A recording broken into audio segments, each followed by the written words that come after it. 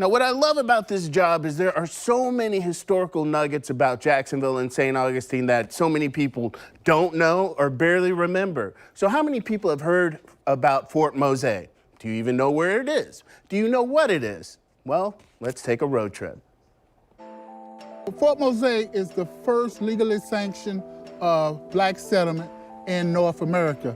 The King of Spain decided that if anyone from the Carolinas made it down to Fort Mose and they became Catholic, worked for the Spanish in any way, carpentry, whatever special skills you had, and joined the militia, that you would be free here in St. Augustine.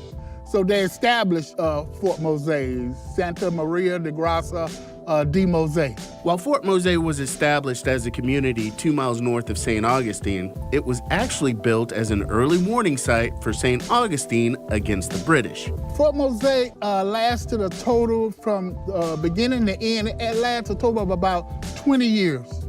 But when the Spanish succeeded Florida to the U.S., everyone departed St. Augustine and they went to Cuba. So to find ancestors from the original Fort Mose establishment, they would be in Cuba at this time.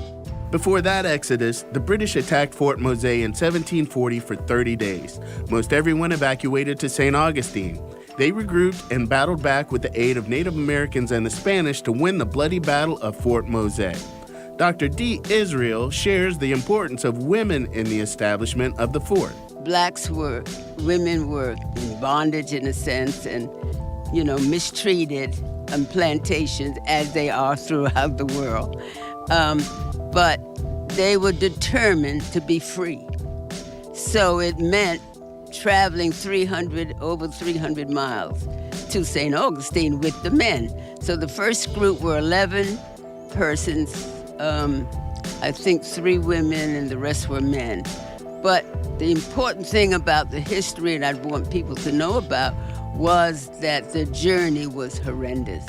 I mean, to think that you had to go over 300 miles, traveling at night, because they couldn't travel in the day. They had no bicycle or no Cadillac to take them around. They were barefooted. And to trench through that awful territory at night was certainly quite an accomplishment. The Native Americans were able to help them find a shorter way, and that is the beginning of the Underground Railroad. Fort Mose's Historical Society and the St. John's Cultural Council have implemented a plan to ensure that future generations have a better sense of the history of the fort by building a life-size replica. Yeah, it's a concrete example of what it was like to build a fort and to fight the British. It's not visible here, but to actually see one, and to go through and see all the things, as was said, that occurred in the particular fort. So that's essential, to have something visible, something concrete for people to realize, oh yeah, this is the fort. This is where women were. This is where women began to learn about different creative ways to do new foods that they learned about. And I would say the women were sort of the first entrepreneurs, because they learned to cook and they learned to sell some of their wares. So it was very, very And we know essential. when people hear there's a fort here, they're gonna wanna come to see the fort. And when they come to see the fort, we're gonna tell them Fort Mose's story and history. I'm Rance Adams for River City Live.